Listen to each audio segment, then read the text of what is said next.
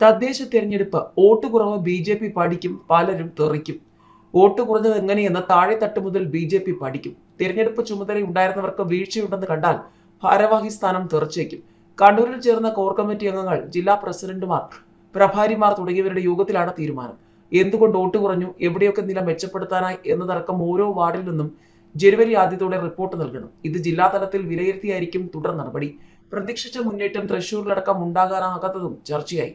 തെരഞ്ഞെടുപ്പിൽ ബി.ഡി.ജെ.എസ് പ്രവർത്തനം മെച്ചമായിരുന്നില്ലെന്നാണ് വിലയിരുത്തൽ.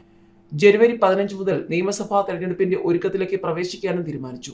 ബി.ജെ.പി സ്ഥാനാർത്ഥികൾക്കെതിരെ CPM-ഉം കോൺഗ്രസും ക്രോസ് വോട്ട് ചെയ്തെന്നും 800ഓളം വാർഡുകളിൽ തോൽവിക്ക് ഇത് കാരണമായെന്നുമാണ് ബി.ജെ.പിയുടെ വിലയിരുത്തൽ. തദ്ദേശ തെരഞ്ഞെടുപ്പിൽ സംസ്ഥാനത്ത് വോട്ട് ശതമാനം ഉയർത്താമെന്ന പ്രതീക്ഷയ്ക്ക് തിരിച്ചടി ഉണ്ടായെങ്കിലും തിരുവനന്തപുരം കോർപ്പറേഷനിലെ വിജയവും മറ്റ് നഗരങ്ങളിലുണ്ടായ മുന്നേറ്റവും നിയമസഭാ തെരഞ്ഞെടുപ്പിൽ പ്രതീക്ഷ നൽകുന്നതാണെന്നാണ് നേതാക്കളുടെ അഭിപ്രായം. തിരുവനന്തപുരം കോർപ്പറേഷനിലെ മേയർ, തൃപ്പൂണിത്തുറ, പാലക്കാട് മുനിസിപ്പാലിറ്റികളിൽ അധ്യക്ഷർ എന്നിവരെ നിശ്ചയിക്കാൻ ബുധനാഴ്ച പാർട്ടി കൗൺസിലർമാരിൽ നിന്നും അഭിപ്രായം തേടും. ജില്ലാ പ്രസിഡന്റ്, പ്രഭാരി എന്നിവരും സംസ്ഥാന നേതൃത്വത്തിൽ നിന്നും ഒരാളും അടങ്ങുന്ന സമിതിയായിരിക്കും അഭിപ്രായം ആരായുക.